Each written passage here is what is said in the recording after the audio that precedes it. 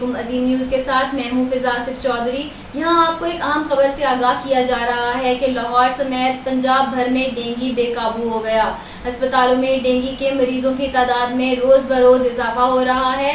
जी, आपको एक अहम खबर से आगाह किया जा रहा है कि अस्पतालों में डेंगू के मरीजों की तादाद में रोज बरोज इजाफा हो रहा है। डेंगू मरीजों की तादाद में इजाफे की सूरत हाल जानते हैं मलिक तारिक से।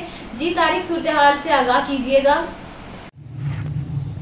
जी बिल्कुल, शहर में डेंगू ऐसा ऐसा अपने पर खोलते हुए महकमों के काबू से बाहर हो गया है। 24 घंटे में डेंगू के मजीद 6 नए केसेस रिपोर्ट हुए हैं।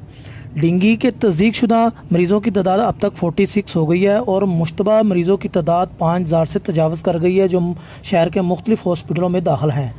मैं आपको बताता चलूँ, 24 घंटों के दौरान 64,000 मुकामात की चेकिंग की गई है, जिससे 1055 मुकामात से डेंगू लार्वा बरामद हुआ है। मुख्तलिफ मुकामात से डेंगू लार्वा मिलने पर 63 अफराद के खिलाफ मुकदमा भी दर्ज कर लिया गया है।